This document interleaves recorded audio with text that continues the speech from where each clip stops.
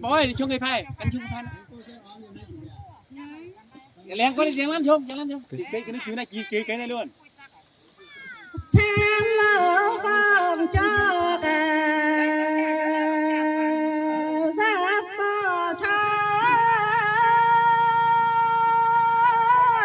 bò cho lìn nà chạy lâu thì bò cho lìn sen can kiên sen can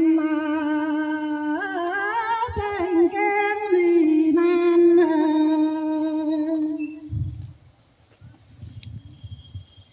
chạc chê lâu thao trái lòng mọc dòng mọc chi to làm đâu thao dòng mọc chi to làm đâu mọc hay nhanh về phơi cu châu Xuống sập chết đánh một quay hình một vài luôn. trái lâu thảo trái đồng mọc đồng mọc chi to xanh chi to mọi lễ cho dòng mọc chi con tìm mà màu si tôi vui chào chàng tán chán muôn hàn tàn tinh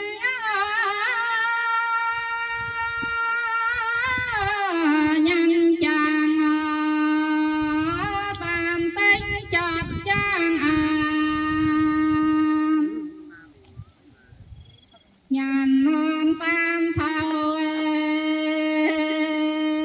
gió lò ven thu quay sờ lò khẩu phong lầu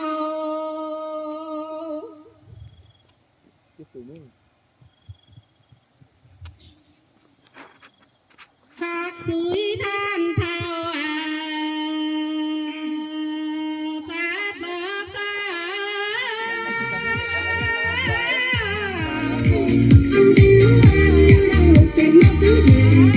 suối miền trong nhau mà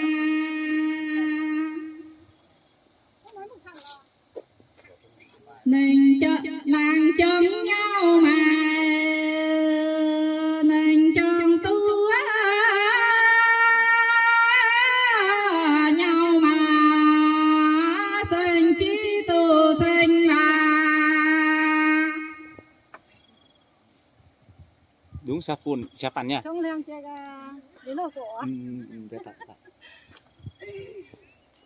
Đây nhá, chuẩn bị lửa đây để đốt lửa. giao sáng nói lời bơ phà nam Đây này. quạt phai lên càng con sực sàn cái to nàn hô vần mô phá giáp sang mà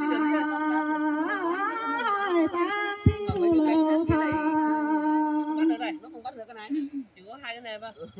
Lâu cái nghe thằng nào cái nghe nó tầm tay à. có thiếu tay đầu xí văn đầu lâu pin trên sao xí văn trai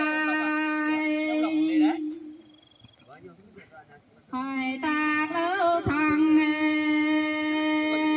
chỉ tao cái chi tàu hàng hóa tàu văn châu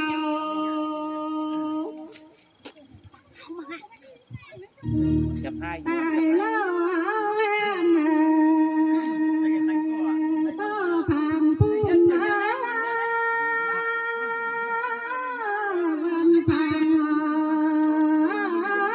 văn cái ngâm hai lô tài lô to si xã hội lừa xã hội chủ nhiều sa phàm